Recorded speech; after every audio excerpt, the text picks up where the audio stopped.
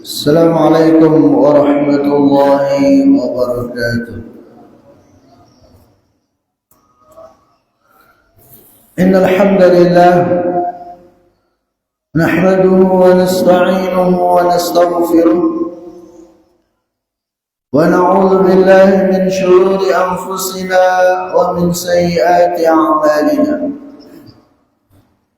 من يهده الله فلا مضل له ومن يضلل فلا هادي له، وأشهد أن لا إله إلا الله وحده لا شريك له، وأشهد أن نبينا محمدا عبده ورسوله. يا أيها الذين آمنوا اتقوا الله حق تقاته ولا تموتن إلا وأنتم مسلمون. يا أيها الناس اتقوا ربكم الذي خلقكم من نفس واحدة وخلق منها زوجها وبث منهما رجالا كثيرا ونساء. واتقوا الله الذي تساءلون به والأرحام واتقوا الله الذي تساءلون به والأرحام إن الله كان عليكم رقيبا. يا أيها الذين آمنوا اتقوا الله وقولوا قولا سديدا يصلح لكم أعمالكم ويغفر لكم ذنوبكم، ومن يطع الله ورسوله فقد فاز فوزا عظيما.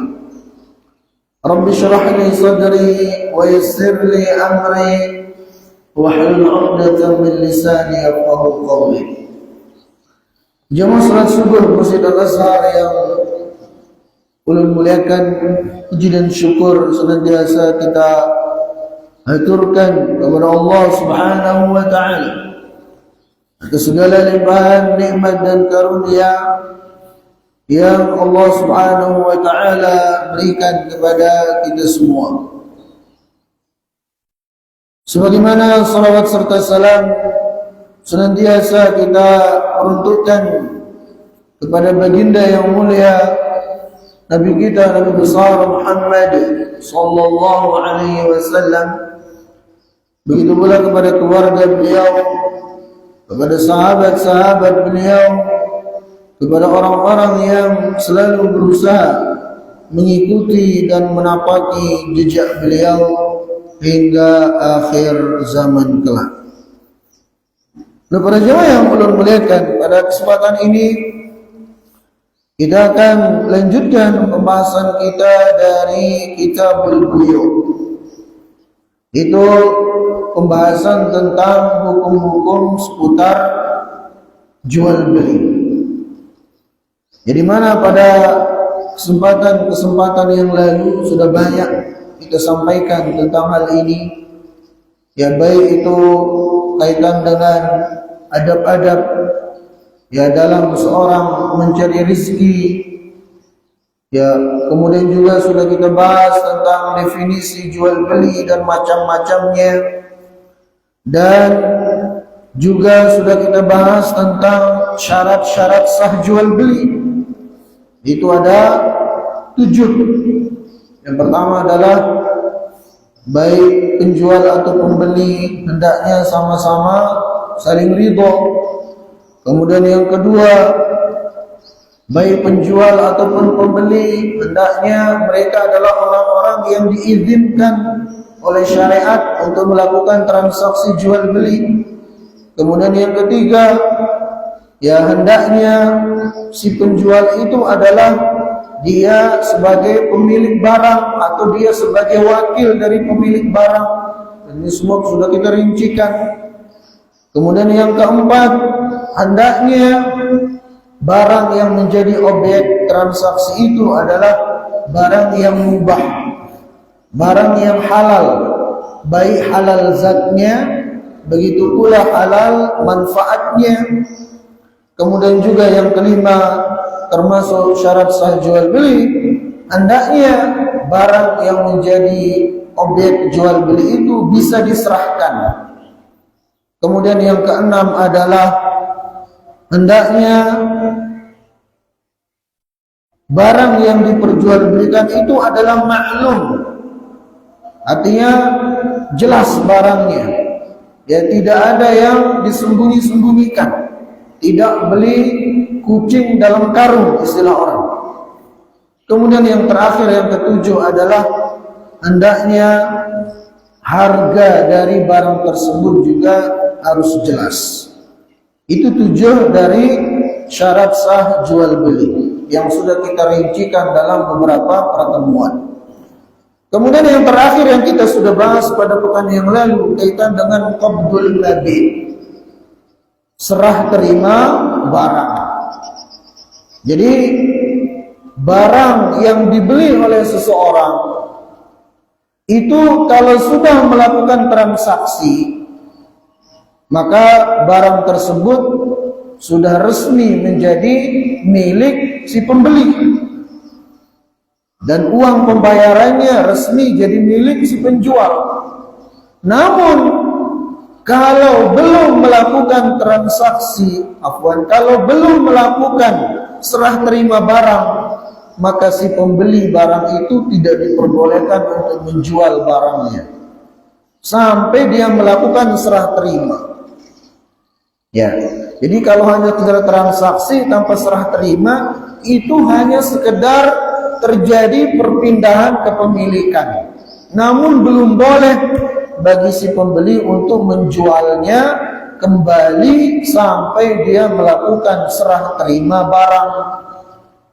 Ya, sebagaimana hadis dari Hakim bin Hizam radhiyallahu taala anhu, di mana beliau Hakim bin Hizam mengatakan kepada Nabi kita sallallahu alaihi wasallam, ya'tini ar-rajul yuridu minni al-bay' laisa indi afa abta'u lahu min as-suq. Kata Hakim bin Hizam, wahai Rasulullah sallallahu alaihi wasallam, ada seseorang yang datang kepadaku menginginkan barang dariku yang aku belum memilikinya. Ya, apakah kemudian aku boleh melakukan transaksi dengan orang tersebut duluan, kemudian baru aku carikan barangnya?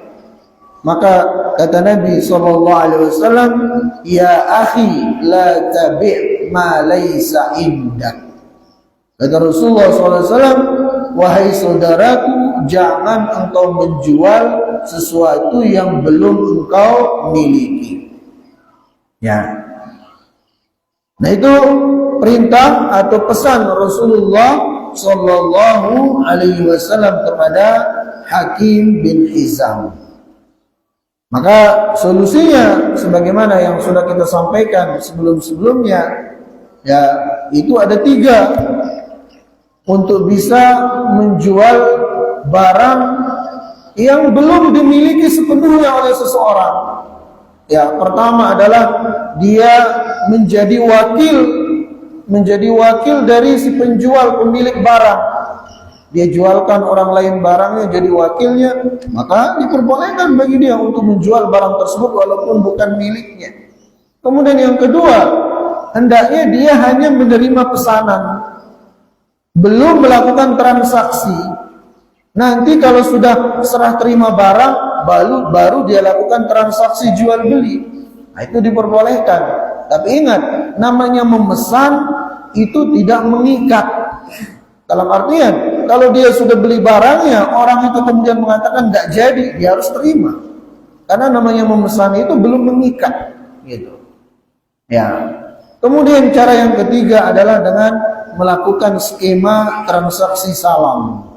Itu pembayaran yang dilakukan cash di depan, baru barangnya belakangan, tapi dengan syarat barangnya jelas spesifikasinya, kemudian juga jelas serah terima barangnya. Nah, jadi itu yang terakhir kita sampaikan pada jamaah yang muliakan, bahwasanya seorang itu baru boleh melakukan penjualan barang yang dia sudah beli, syaratnya dia harus sudah melakukan serah terima barang tersebut. Nah, sekarang kita masuk pada pembahasan tentang al-khiyar. Ya, tentang al-khiyar. Apa definisi dari al-khiyar? Al-khiyaru huwa haqqul 'aqidi fi faskhil 'aqdi au imdaihi. Itu hak dari masing-masing dari penjual atau pembeli untuk membatalkan transaksi. Ya, misalnya si penjual sudah dikasih barangnya, ya kemudian dia bilang sama pembeli, ya maaf, ya wahai saudaraku, saya nggak jadi jual barang itu. Atau sebaliknya si pembeli dia membatalkan, padahal dia sudah kasih duitnya, dia katakan, ya saya nggak jadi beli. Nah, jadi ada istilah khiyar. Khiyar itu adalah hak masing-masing dari penjual atau pembeli untuk membatalkan transaksi. Nah, khiyar ini, para jamaah yang Allah muliakan, itu terbagi ya menjadi 3. Pertama adalah khiyarul majlis. Ya, khiyarul majlis. Maksudnya apa? Al-muradu bil majlis ay makanu tabayu' aw at-ta'aqud, fama dama al-makan alladhi yadhummu kilal 'aqidaini wahidan falahum al-khiyar fi imda'il 'aqdi aw fasila an yaftariqa. Maksudnya apa? Khiyar majelis ini. Khiyar majelis artinya bahwasanya dua orang yang sedang melakukan transaksi jual beli, selama mereka masih satu majelis, selama mereka masih ada dalam tempat transaksi itu, selama mereka belum berpisah, walaupun sudah serah terima barangnya sudah dikasih, duitnya sudah dikasih oleh pembeli, tapi mereka masih dalam satu majelis, masih di tempat transaksi itu, masih belum berpisah, maka masing-masing dari keduanya boleh membatalkan akad jual beli itu. Ya, dan harus ridho baik penjual ataupun pembeli. Ya, misalnya si A dan si B sedang berada dalam satu toko. Ya, si A misalnya beli HP. Ya, harganya berapa? Harganya 2 juta dibayar. Ini 2 juta duitnya, dikasih HP. Masih dalam satu tempat, belum berpisah. Nah, dalam kondisi itu, si pembeli ini boleh membatalkan dan penjual harus ridho. Begitu pula sebaliknya, penjual masih ada hak untuk membatalkan dan si pembeli harus ridho.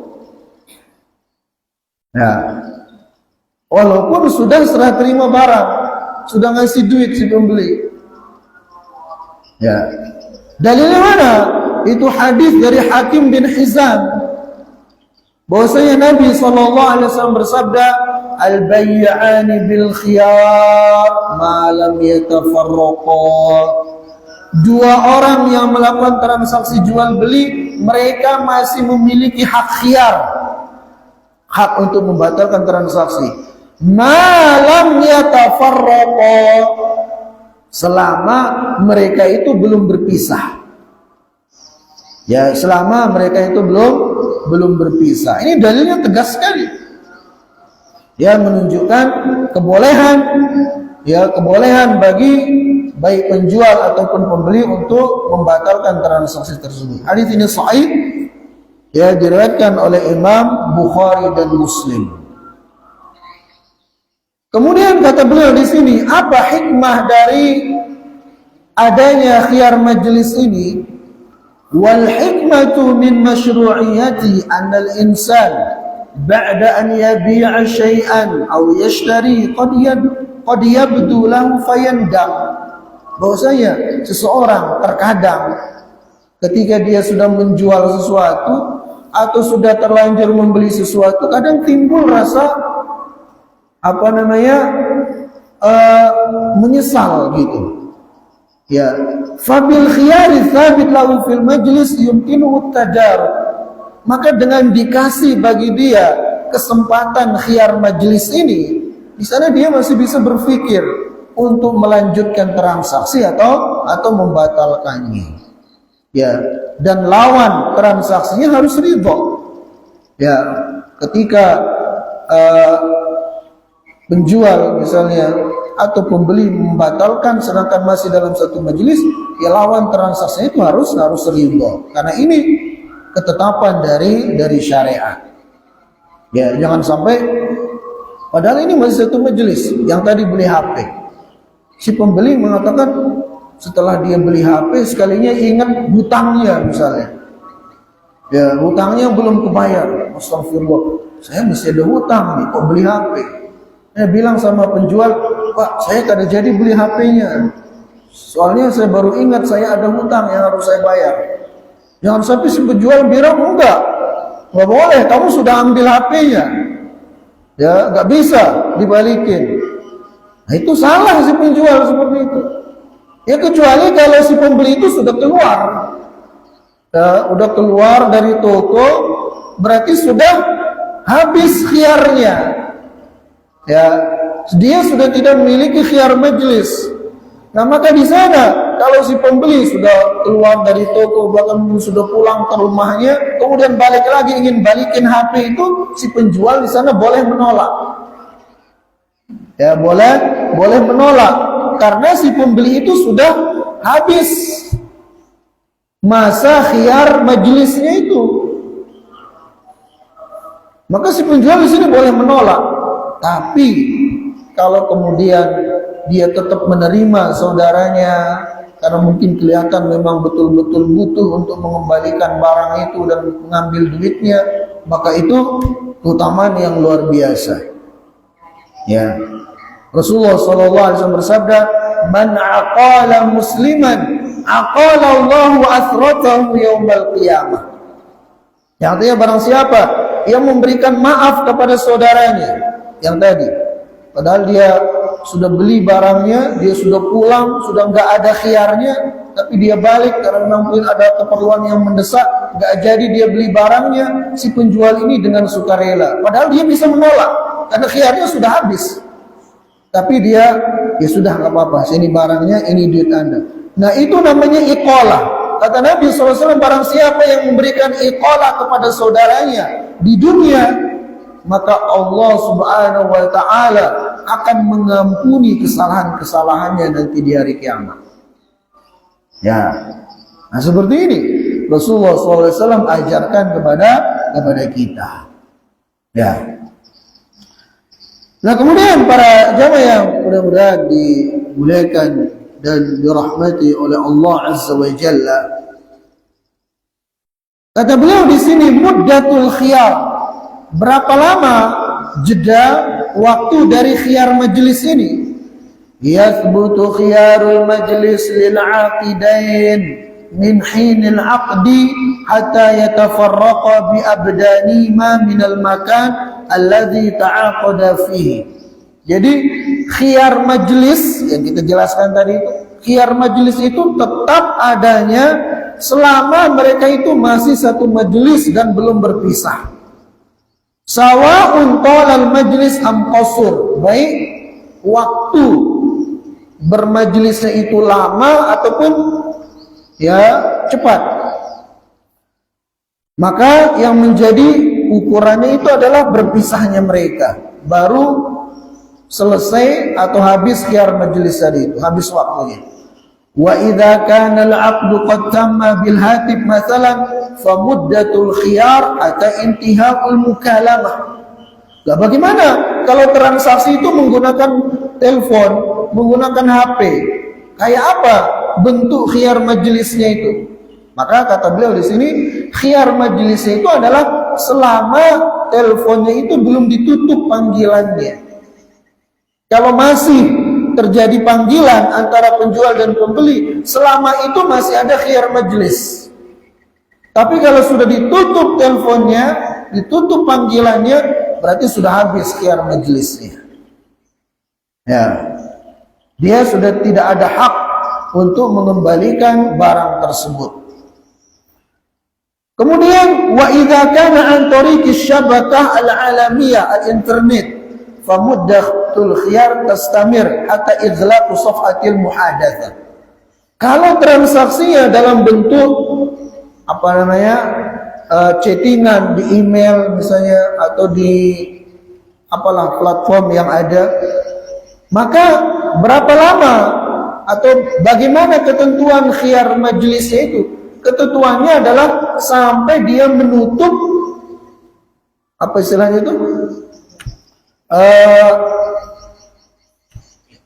chattingannya itu, ya, sampai dia menutup chattingannya itu waktu khiyar majelisnya. Kalau sudah ditutup berarti sudah habis waktu khiyar majelisnya, begitu. Ya. Nah, kemudian selanjutnya para jamaah yang mudah-mudahan dimuliakan dan dirahmati oleh Allah Azza wa Jalla. Di sini kata beliau, nafyul khiyar au isqatuhu. Apa hukum seseorang menafikan atau meniadakan khiyar? Yajuzu nafyu khiyaril majlis wa isqatuhu. Ya, boleh bagi seseorang atau dua orang yang melakukan transaksi jual beli untuk menafikan khiyar majlis ini. Ya, bagaimana bentuknya? An yattafiqal aqidani qabla al-aqdi ala alla khiyara bainahuma wa yalzamul bay'u bimujarradil aqdi. Jadi kalau ada dua orang melakukan transaksi, sebelum melakukan transaksi mereka sepakat untuk meniadakan khiyar majlis. Sebelum melakukan transaksi, apakah ini boleh atau tidak? Kata Syekh di sini, iya, itu diperbolehkan. Tapi kalau itu sudah disepakati sebelum melakukan transaksi, gitu loh. Dan kedua-duanya sama-sama ridho untuk menafikan khiyar itu, untuk meniadakan khiyar majelis tadi itu. Ya, nah kalau seperti ini, ya maka diperbolehkan. Tapi kalau salah satu nggak ridho, nggak bisa. Ya, nggak bisa. Jadi kedua-duanya harus ridho untuk menafikannya, baru diperbolehkan. Dan tidak boleh bagi seseorang untuk mengakal-ngakali agar saudaranya itu tidak memiliki khiyar majlis. Ya, misalnya dia setelah melakukan transaksi langsung dia buka, langsung dia lari menghindar supaya saudaranya itu nggak punya khiyar majlis. Ya, dia menyengaja seperti itu. Nah, ini tidak dibenarkan dalam syariat. Ya, jadi dia melakukan tahayul itu kayak ngakal-ngakali gimana supaya kawannya itu tidak memiliki khiyar majlis. Ini tidak dibenarkan oleh syariat. Nah, kemudian selanjutnya jenis yang kedua ada namanya khiyarus syart. Khiyar dalam bentuk syarat. Ya. Wa huwa an yashtarita al-aqidan aw ahaduhuma anna lahu al-khiyar fi fasakh al-bay' aw imda'i muddatan ma'lumah. Itu ketika dua orang yang melakukan transaksi menyepakati, mensyaratkan adanya khiyar dalam waktu tertentu. Nah, mungkin ini kita kenal dengan garansi itu. Ya. Maka ini juga diperbolehkan dan harus dilaksanakan. Bahkan ini bukan garansi masuknya. Ya. Karena si penjual ataupun si pembeli itu boleh dia membatalkan transaksi walaupun tidak ada sebab. Ya, misalnya yang tadi si A dan si B jual beli HP. Si B beli HP kepada si A harganya 2 juta. Dan mereka membuat perjanjian, membuat persyaratan, ya ini kita buat khiyar 3 hari. Ya, dibuat khiyar 3 hari dan sama-sama sepakat baik penjual ataupun pembeli. Nah, selama dalam waktu 3 hari itu, baik penjual, dia boleh untuk mengurungkan penjualannya. Ataupun pembeli, dia boleh untuk membatalkan pembeliannya. Walaupun tidak ada sebab. Walaupun bukan karena terjadi kerusakan atau apa. Ya, kalau mereka memang sudah membuat perjanjian dari awal. Yang kita kenal dengan apa? Khiyar syarat tadi itu. Khiyarus syarat. Ya. Ini dalilnya adalah sabda Nabi sallallahu alaihi wasallam, "Al-muslimuna ala syurutihim illa syartan harrama halalan aw ahalla haraman." Jadi umat Islam itu berada di atas persyaratan mereka. Dia harus menunaikan persyaratan mereka.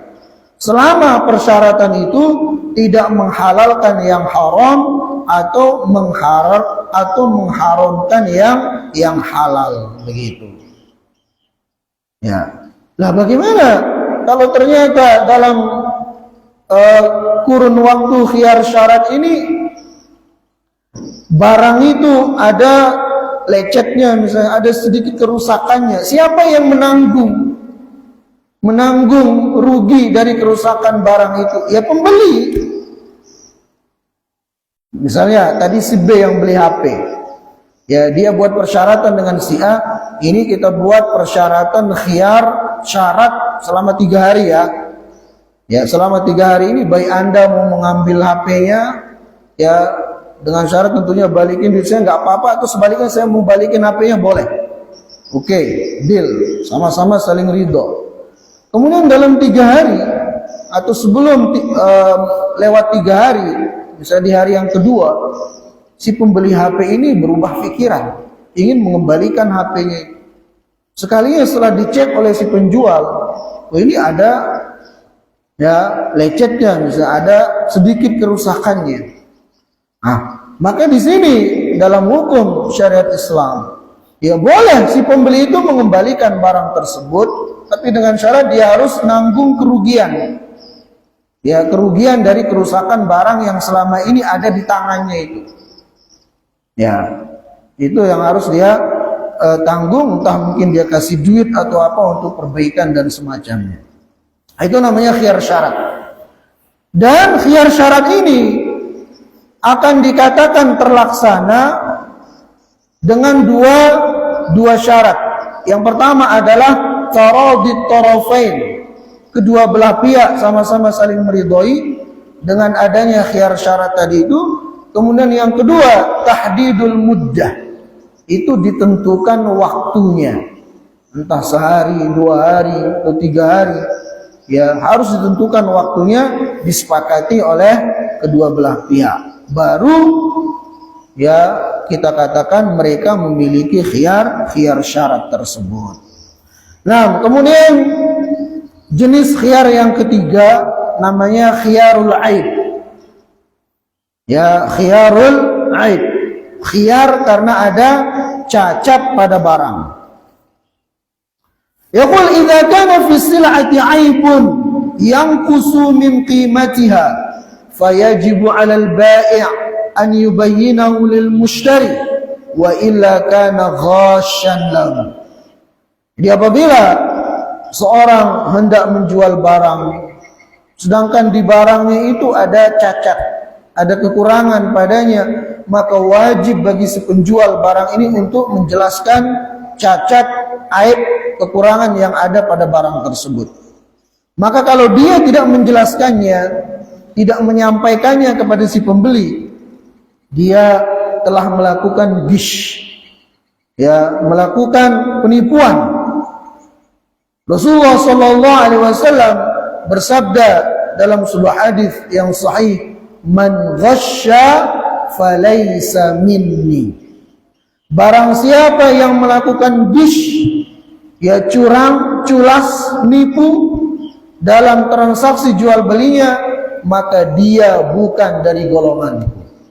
Jar Nabi sallallahu alaihi wasallam. Dan ini terjadi ya ketika Rasulullah sallallahu alaihi wasallam datang ke pasar. Nabi sallallahu alaihi wasallam melihat ada satu karung gandum ya satu karung gandum atau makanan tertentu yang Nabi mencurigai di bagian atasnya kering, bagian bawahnya basah. Ya, maka Nabi SAW memasukkan tangan beliau, sekalinya benar, atasnya kering, bawahnya basah. Tujuannya apa? Untuk menipu pembeli. Ya, supaya apa? Supaya barang itu ketika ditimbang nanti berat. Maka kata Nabi SAW, ini barang ini kok seperti ini? Kata penjual tersebut, ya Rasulullah SAW, barang saya ini tadi terkena hujan. Ya, sehingga kondisinya seperti ini. Ada sebagian basah, sebagian kering. Maka Rasulullah SAW mengatakan, lah kenapa kamu menjadikan yang basah di bagian bawah, yang kering di bagian atas? Sehingga menjadikan orang nanti tidak tahu barangmu seperti ini kondisinya. Baru Rasulullah SAW bersabda, man ghasyana falaysa minna, atau man ghasya falaysa minna. Siapa yang menipu, yang culas, yang curang dalam jual beli, menyembunyikan aib cacat barangnya, maka dia bukan dari golonganku. Begitu pula dalam hadis yang lain, Rasulullah SAW bersabda, al-muslimu akhul muslim. Seorang muslim itu adalah saudara bagi muslim yang lainnya. Fala yahillu li muslimin, maka tidak halal bagi seorang muslim ba'a min akhi bai'an, untuk menjual barang kepada saudaranya, wa fihi aibun, sedangkan pada barang itu ada aib, ada cacat, illa bayyanahu lahu, kecuali kalau dia sudah jelaskan cacat barang itu kepada kawan yang mau beli. Ya, dijelaskan ini, ya HP ini misalnya ada kekurangannya ini. Ya, ini misal layarnya ada yang kurang sensitif untuk digunakan misalnya, atau ada bagian-bagian tertentu. Tapi si pembeli mengatakan, oh nggak apa-apa, ya nggak masalah. Maka silakan dia mau beli, tafadhol, selama sudah dijelaskan kekurangan cacat barang. Tapi kalau dia sembunyikan, nah ini yang terkena ancaman Rasulullah SAW tadi, bahwasanya orang tersebut bukan dari golongan Nabi kita, Nabi Muhammad Sallallahu Alaihi Wasallam. Nah, kemudian kata beliau, man ishtara sil'atan thumma tabayyana anna fiha aiban lam yakun ya'lam bi qabla syira'. Nah, barang siapa yang membeli barang, lantas kemudian setelah dia beli, dia sudah bawa pulang ke rumah, ya sudah serah terima barang, ternyata barang tersebut ada cacatnya, sedangkan penjual menyembunyikan, baru dia tahu setelah dia bawa pulang misalnya. Maka si pembeli ini ya diberi dua pilihan. Si pembeli barang ini diberi dua pilihan. Pertama adalah raddus sil'ah wa akhdhu thaman alladhi dafa'ahu kamilan. Si pembeli ini memiliki hak untuk mengembalikan barang tersebut kepada penjual, ya, dan si penjual itu harus mengembalikan uangnya full, semuanya harus dibalikin, nggak boleh dikurang-kurangi, karena salahnya dia yang tadi menyembunyikan cacat aib pada barang itu. Ini pilihan pertama kepada si pembeli. Atau pilihan kedua, imsakus sil'ah wa akhdhul arsh. Itu si pembeli boleh tetap melakukan transaksi barang tersebut, melanjutkan transaksi barang tersebut, dia tidak mengembalikannya, namun si penjual diperintahkan untuk memberikan semacam ganti rugi lah, ya, semacam ganti rugi pada bagian kerusakan dari barang tersebut. Ya, misalnya si B beli motor kepada si A menyembunyikan cacat pada motor tersebut. Ya, setelah si B bawa pulang ke rumah, ternyata salah satu bagian dari motor itu ada yang rusak. Misalnya apa ya? Misalnya bagian gearnya misalnya. Si B datang kepada si A, ini kok gear motornya nggak benar ini, rusak. Nah, maka si B itu boleh mengembalikan motornya, ya, kemudian balikin duitnya, atau pilihan kedua, si penjual itu ngasih duit, ya, untuk melakukan perbaikan atau membeli barang yang baru dari barang yang rusak yang ada pada motor tersebut. Ya, insya Allah ini kita sama-sama pahami, ya. Nah, kemudian selanjutnya, para jamaah yang mudah-mudahan dimuliakan dan dirahmati oleh Allah Azza wa Jalla, ya, itulah dia 3 jenis khiyar, ya, 3 jenis khiyar dalam transaksi jual beli yang ditetapkan oleh syariat kita berdasarkan dalil-dalil yang ada.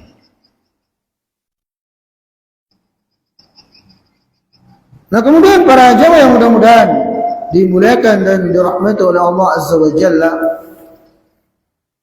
di sini beliau menyebutkan al-bai'u bi syartil bara'ah. Apa hukum seorang menjual barang dengan persyaratan tidak ada jaminan? Artinya si A misalnya, ini motor ini saya jual dan saya berlepas diri dari kekurangan, dari cacat, dari aib yang ada pada motor ini. Jadi dia dari awal sudah melakukan perjanjian dengan si pembeli. Ini barang ini saya jual kepada pian dan saya tidak mau tahu ada cacatnya atau enggak. Ya. Nah, apa hukum persyaratan seperti ini? Kata beliau, idza ishtara al-bai' 'ala al-mushtari an yabra'ahu min al-'uyub allati fi sil'ah wa qabila al-mushtari bi hadha asy-syart. Apabila si penjual menjual barang kepada pembeli dan dia mensyaratkan tadi itu, dia mensyaratkan tidak ada jaminan pada barang yang dia jual itu, dan si pembeli menerima, fahal yabra'ul bai' bidzalik, apakah dengan demikian kemudian si penjual aman, ya, tidak berdosa dengan hal itu? Kemudian wahal yahiqu lil mushtari al mutalaba fima law tabayyana fiha aib, kalau ternyata kemudian si pembeli komplain ingin mengembalikan barangnya, apakah dia punya hak? Nah, maka kata beliau, di hadhil mas'alah halan, dalam hal ini ada dua kondisi. Kondisi yang pertama, idza kana al-mushtari ya'lamu bil 'aib bi an akhbarahu al-bai' bihi, mithlu an yaqul as-sayyara yanqusu zaytuha, aw kana al-'aib zahiran, mithlu an takuna as-sayyara masduma wa atharu as-sadimah zahira, fa inal bai' yabra'u bidzalik min dzalikal 'aib. Kondisi pertama, ketika si penjual itu tatkala menjual barang, dia jelaskan, ini barang ini ada cacatnya ini. Ya, dan si pembeli menerima. Kemudian si penjual mengatakan, ya, saya sudah jelaskan kepada Anda kekurangan pada barang ini, selebihnya saya berlepas diri. Nah, maka kalau seperti itu, kata beliau di sini, itu diperbolehkan. Ya, itu diperbolehkan kalau si penjual itu sudah menjelaskan kekurangan, cacat yang ada pada barang tersebut. Atau dia nggak jelaskan, tapi cacatnya sudah dilihat, tanpa dijelaskan pun sudah jelas cacatnya. Misalnya dia jual mobilnya ada bagian tertentu ada penyok-penyoknya, dan itu sudah dilihat oleh si pembeli. Ya, dilihat sendiri dengan kasat mata oleh si pembeli, dan dia mau membeli mobil itu, ya nggak masalah.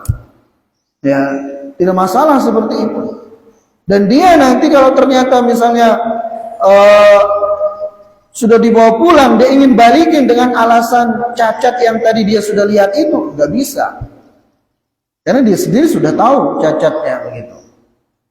Kemudian yang kedua, alla ya'lamal mushtari bil aib, si pembeli tidak tahu cacat pada barang tersebut. Wa yashtaritul bai' al bara'ah min kullil uyub, kemudian si penjual mensyaratkan tadi, ya, si penjual mensyaratkan bahwasanya dia tidak tanggung jawab kalau ada cacat pada barang tersebut dan pembeli tidak tahu. Ya, nah maka kalau seperti ini kondisinya, ya, maka persyaratan si penjual yang mengatakan saya berlepas diri kalau ada cacat pada barang padahal dia tidak menjelaskannya, itu tidak diterima dalam syariat. Ya, kecuali kalau dia menjual yang sifatnya dia sebut cacatnya secara umum.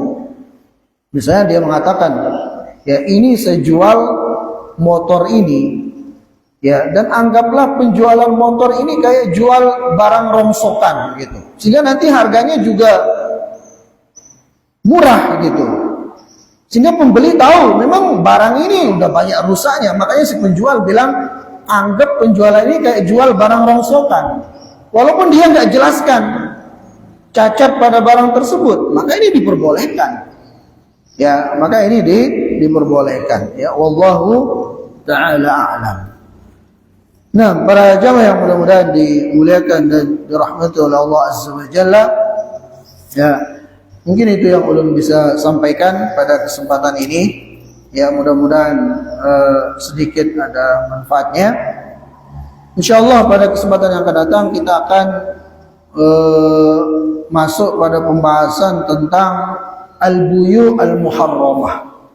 Itu jenis-jenis transaksi jual beli yang diharamkan oleh syariat. Allahu ta'ala a'lam. Subhanakallahumma wa bihamdik, asyhadu an la ilaha illa anta, astaghfiruka wa atubu ilaik. Assalamualaikum warahmatullahi wabarakatuh.